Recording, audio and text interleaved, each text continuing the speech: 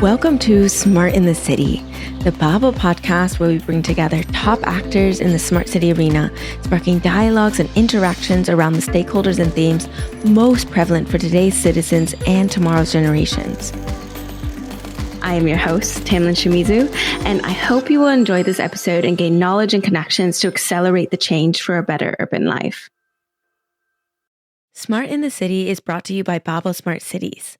We enable processes from research and strategy development to co-creation and implementation.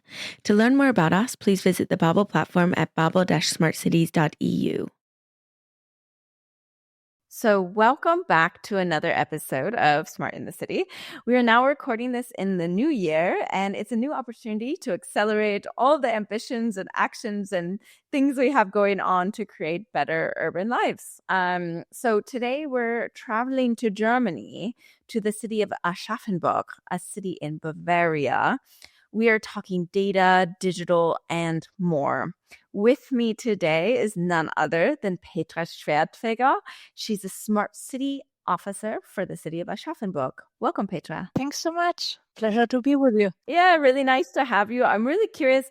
We actually haven't spoken before this, so it's really an exploratory call also for me to learn all about it. So I love this angle as well too.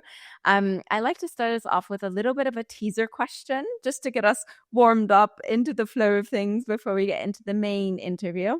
And this is a teaser question we often ask at the beginning of our episodes, but with a bit of a twist.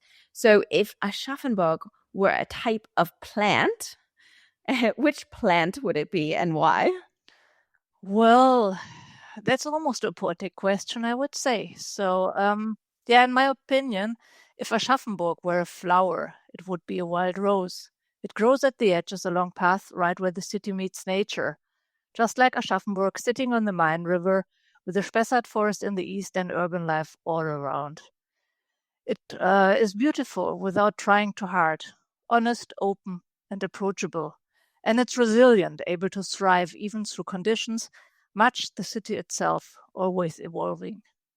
The wild rose gives more than it looks. It feeds insects and birds, standing for sustainability and the common good. Delicate?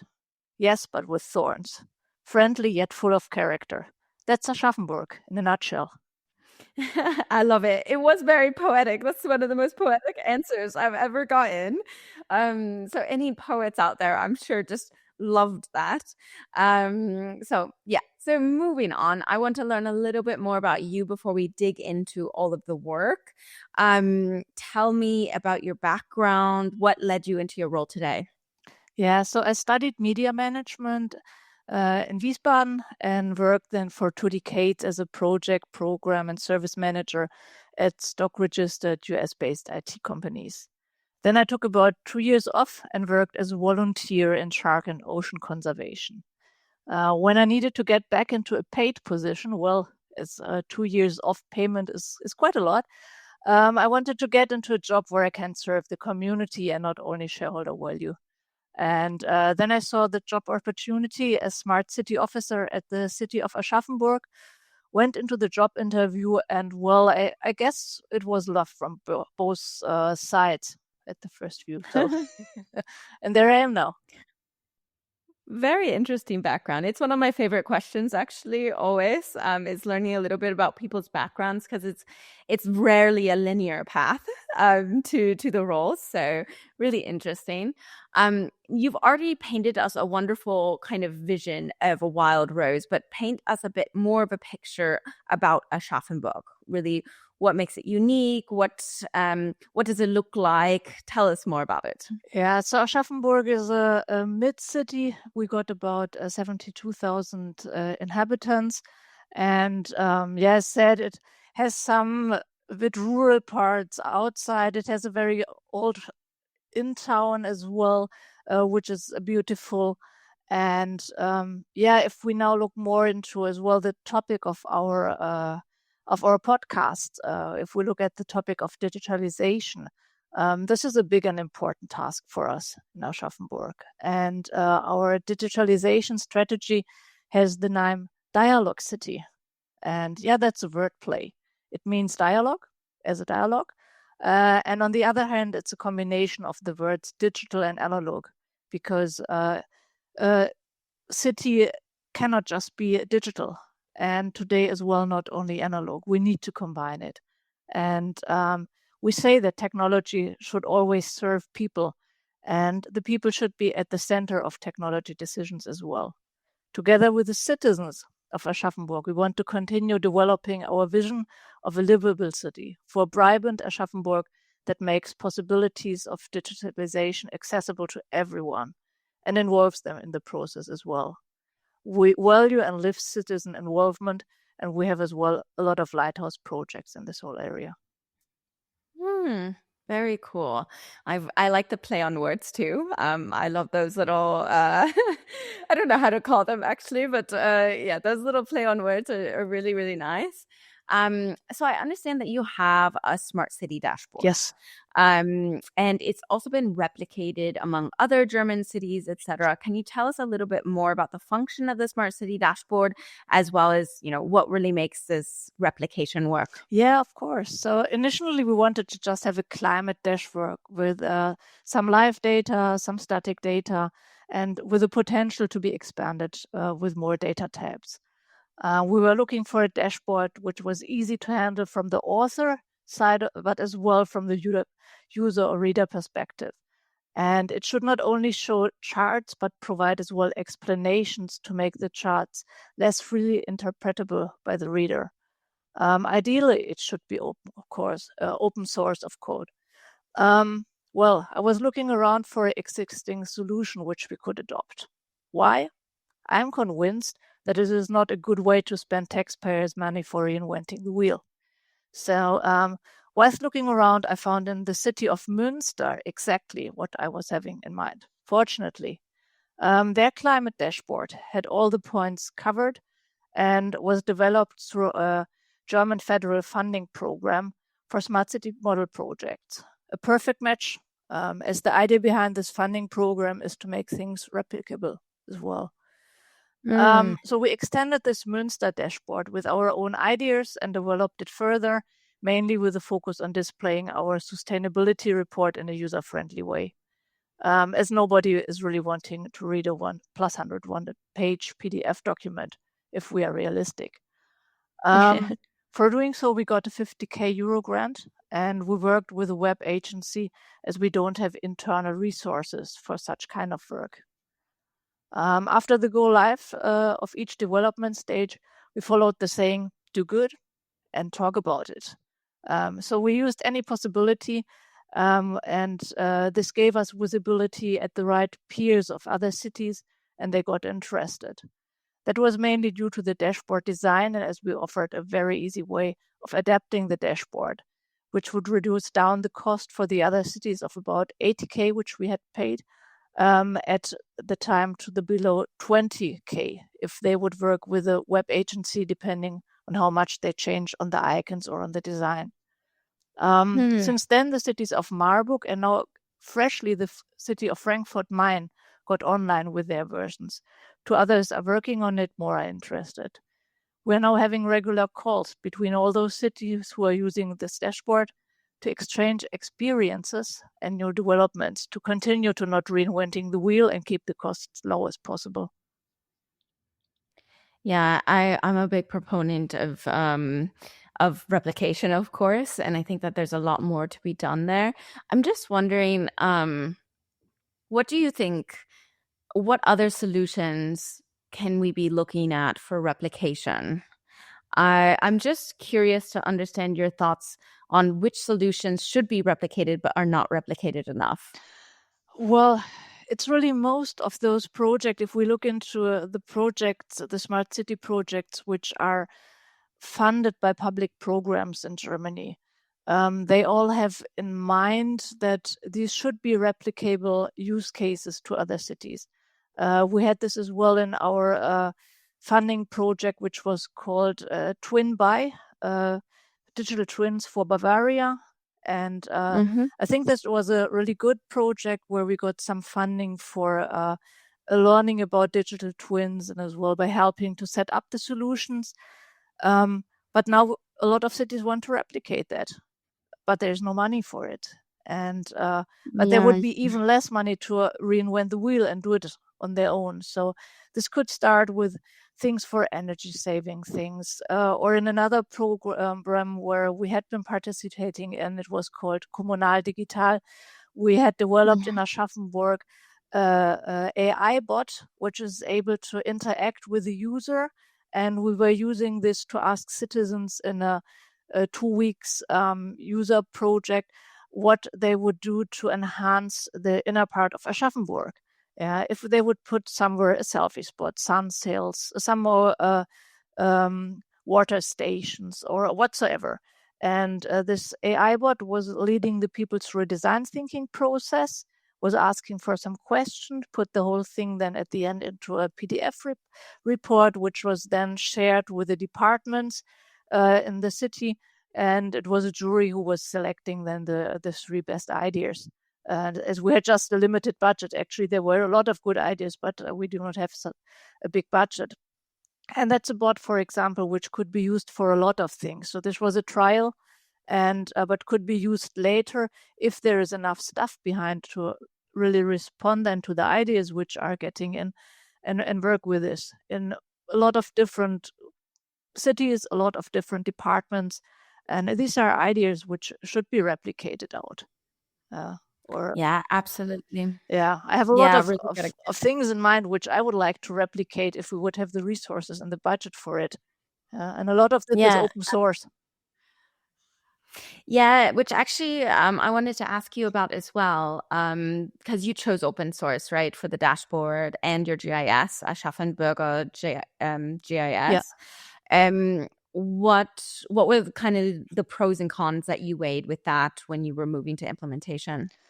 Yeah, working with open source is very often a prerequisite for applying or being accepted for funding programs or funding schemes. There were really a lot of great open source projects which are available for adoption.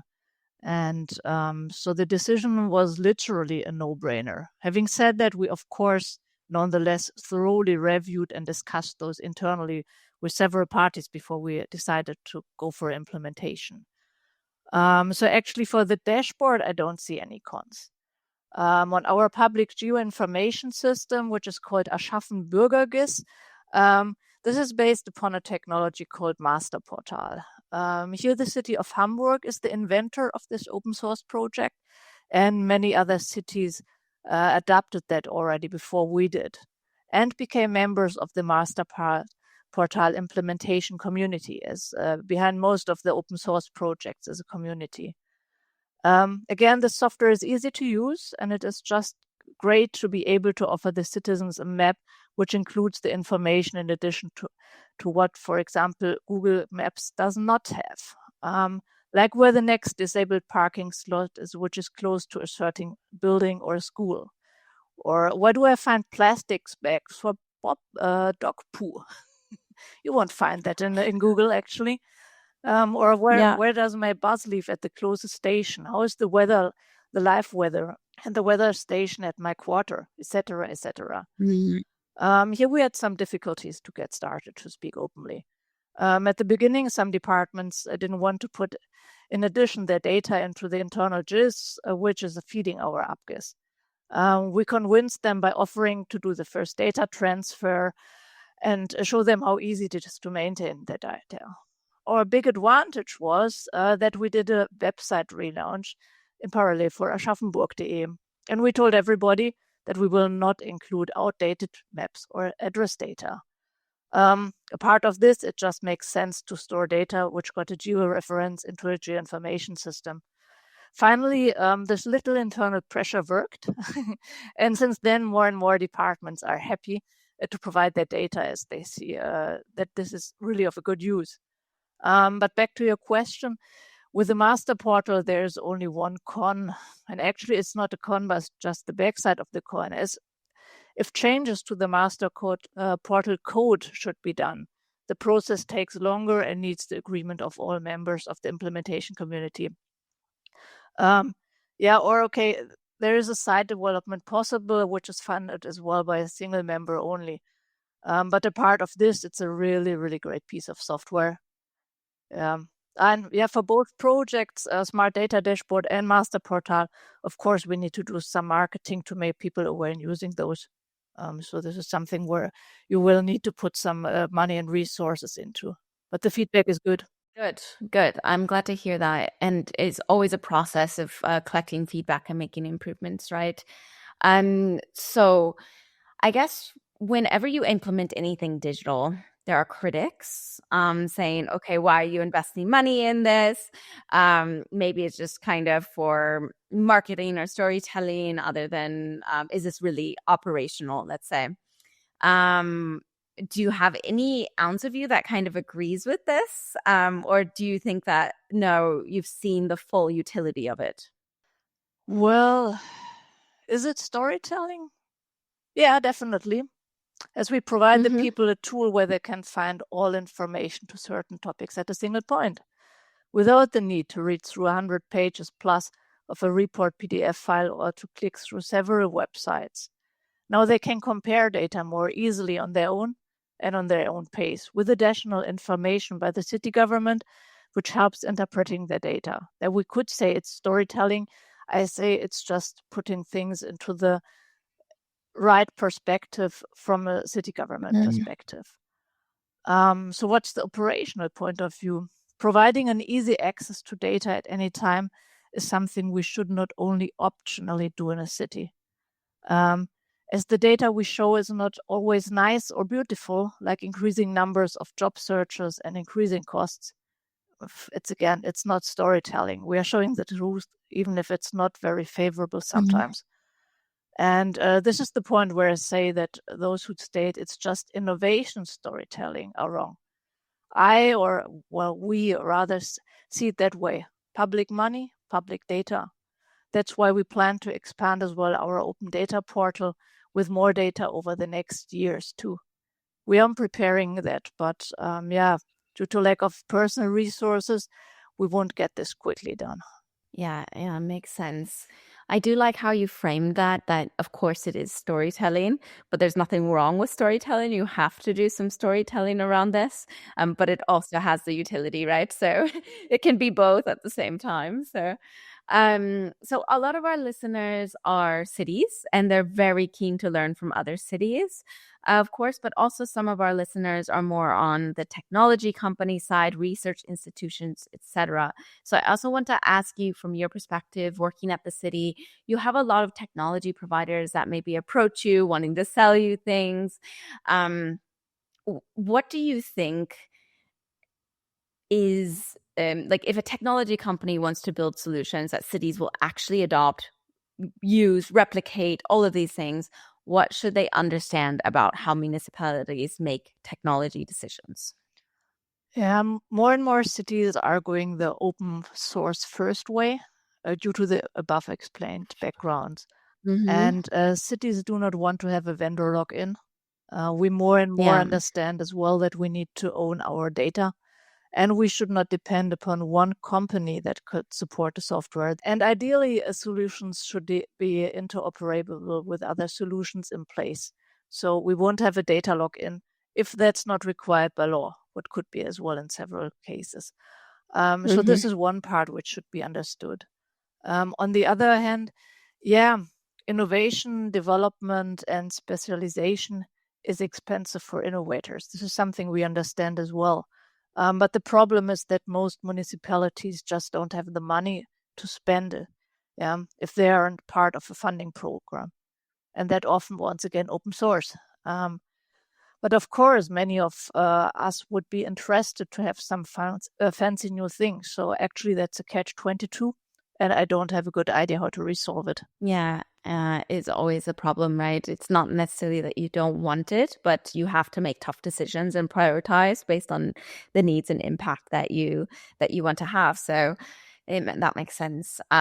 So you've mentioned, right? You've developed these tools, delivered them, moderate effort, maybe a lot of effort sometimes, but moderate effort, limited budgets. From your perspective, what's the thing that cities constantly overcomplicate when starting digital projects? Well, we shouldn't reinvent the wheel. And this is what often happens as people are doing things like they are used to do it. And we should go and ask peers in our network and their ask as well if anybody saw already a solution for a use case we have. And it makes sense to put more time into asking around than to start thinking about how we could do new, how we could maybe get the funding for it, because it's easier to adopt a solution. But because even if you find a funding call, you are not sure that you would get it, and that would cost a lot of time again. So this is something, use your network and check if there are maybe as well others who would be willing to invest with you in something. And another thing is you need to find a coalition of the willing in your own city department. And there start small with those allies and plan then for expanding in the next steps, as we did as well with both the smart data dashboard, but even more with the AschaffenBürgerGIS. Yeah, and as other departments see the first good results, they will more easily participate too, or at least provide their data. Coalition of the willing. I love that phrase. And it's really good advice. So what do you think? I've heard some challenges pop up, of course, while we've been speaking, but what do you think is still the remaining big challenge that you're facing when you're doing your work? What kind of tools, funding mechanisms, other things would you need to accelerate that change? I would say funding of internal resources is the biggest issue. We simply do not have enough staff. And as well, of course, the payment which you get when working for a city. But still, let me do some advertising for working at the city government. I worked for 2 decades at a stock registered company, actually it was 3.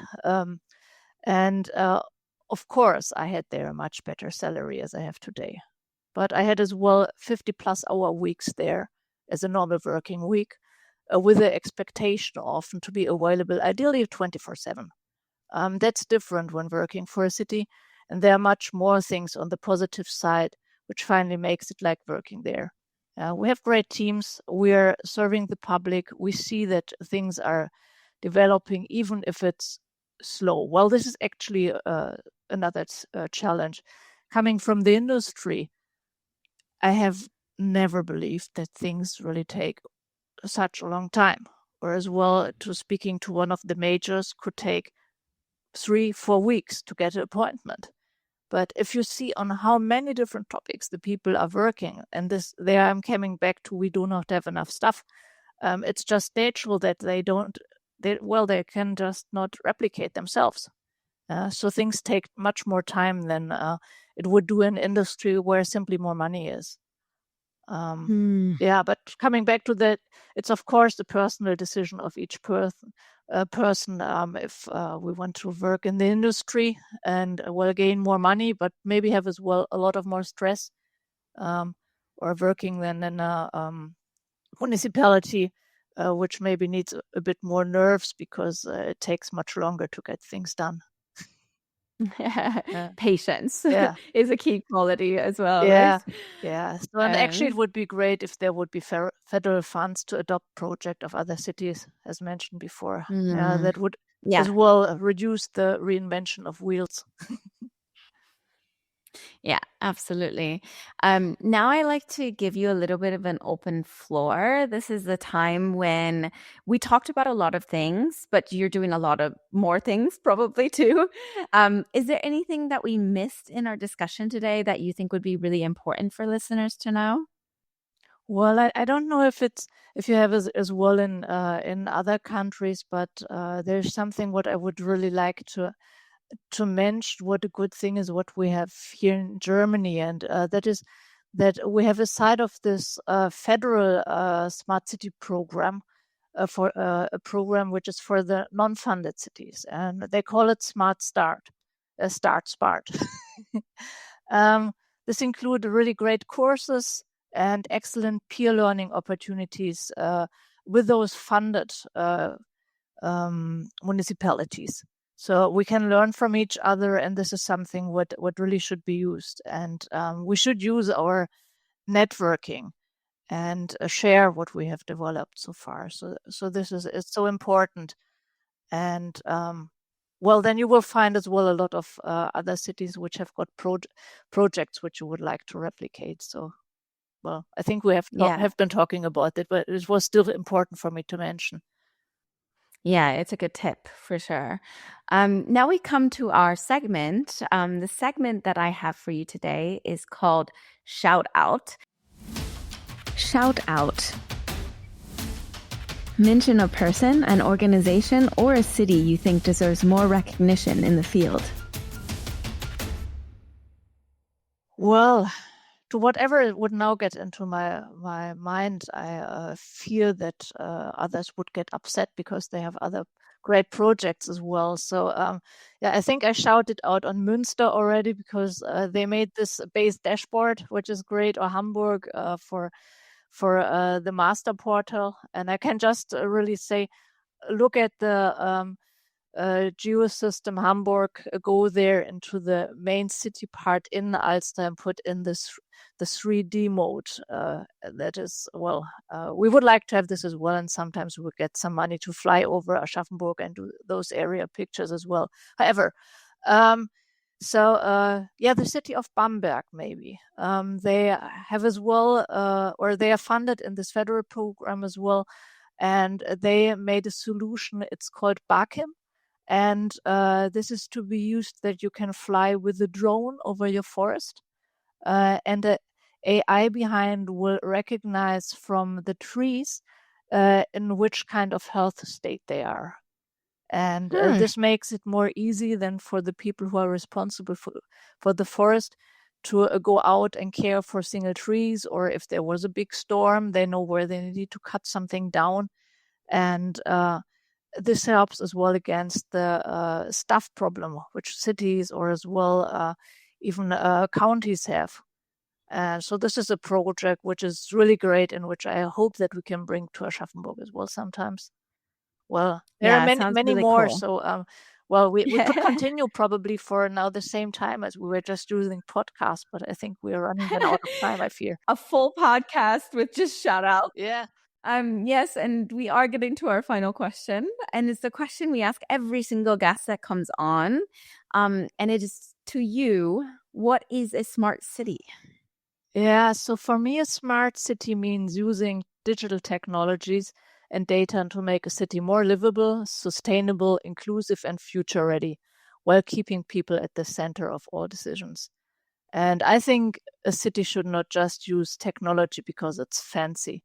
It should have a meaningful economic and or ecologic impact, and as well support democratic processes. Great definition. I love it. As you can imagine, I get all different types of perspectives on that. So yeah, it's really nice to hear. With that, I just have to give you a big thank you for coming on. It's really been a pleasure speaking to you. So thanks for spending this. I was going to say, what day of the week is it? This Tuesday with me, having me, learning so much about the work that you do. So thanks so much for your time. Thanks a lot for this opportunity. And absolutely. Yeah. And thank you to all of our listeners, of course, as well. Wouldn't happen without you. So don't forget, you can always create a free account on baba-smartcities.eu. You can find out about more use cases like some of the ones that we spoke about, as other solutions, implementations. Thank you very much. Thank you all for listening. I'll see you at the next stop on the journey to a better urban life.